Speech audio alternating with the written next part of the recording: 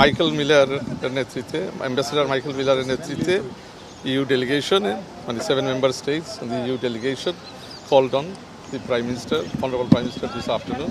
এটা মূলত again congratulatory call EU block হিসাবে ওনারা আসছিলেন, তো প্রাইম মিনিস্টারকে কংগ্রাচুলেট করছেন এবং ইউ আপনার প্রেসিডেন্টেরও শুভেচ্ছা দিয়ে গেছেন এবং ইউরোপিয়ান কাউন্সিলেরও প্রেসিডেন্টের শুভেচ্ছা দিয়েছেন এবং কীভাবে আগামীতে বাংলাদেশ ইউ রিলেশনস এগিয়ে নেওয়া যায় এগুলোর আলাপ আলোচনা হয়েছে এবং কীভাবে দ্বিপাক্ষিক সম্পর্ক আপনার ট্রেড ইনভেস্টমেন্ট ভলিউম বাড়ানো যায়।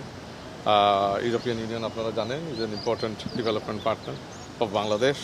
তো বিভিন্ন বিষয় আদি আলাপ হয়েছে অত্যন্ত কডায়াল এবং একটা গুড অ্যাটমসফিয়ারের মধ্যে এবং অনারেবল প্রাইম মিনিস্টারও আশা ব্যক্ত করেছেন যে ওনার সরকার আগামীতে জোরালোভাবে মানে ইউর সাথে পার্টনারশিপে অনেক মানে বিভিন্ন সেক্টরে বিভিন্ন প্রকল্পর কাজ এগিয়ে নিবে এবং আগামীতে যাতে সম্পর্ক আরও জোরদার হয় এবং একটা আমরা গণতান্ত্রিক ট্রানজিশনের দিকে যেহেতু আমরা দেশ ইলেকশন মানে they were very much impressed যেভাবে ডেমোক্রেটিক ইলেকশনস বাংলাদেশে হয়েছে এবং যেভাবে আমরা ডেমোক্রেটিক ট্রানজিশনটা মানে দেশ ইলেকশনের মাধ্যমে এবং উনি যে একটা ইমপ্রেসিভ ম্যান্ডেট পাইছেন 2/3 ভোটের মাধ্যমে প্রধানমন্ত্রী হয়েছেন, এটা অনেক আকর্ষণীয়।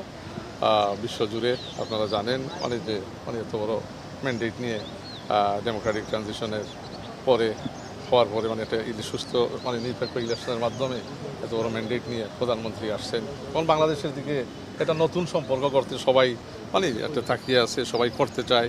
সো বিভিন্ন ক্ষেত্রে we discussed all areas of cooperation. যে মধ্যপ্রাচ্য সংকটের কারণে সারা বিশ্বে যে অর্থনীতিকে একটি ধাক্কা লেগেছে, তার ঢেউ সারা বিশ্বকে যেভাবে গ্রাস করেছে সেই ইস্যুগুলো নিয়ে এসছে কিনা? কারণ ইউরোপিয়ান ইউনিয়ন এখানে মধ্যপ্রাচ্য মানে যে মানে যে কনফ্লিক্টটা এটা তো সবাইকেই তো ইম্প্যাক্ট করতেছে, but mostly we were discussing the government of Bangladesh EU relations.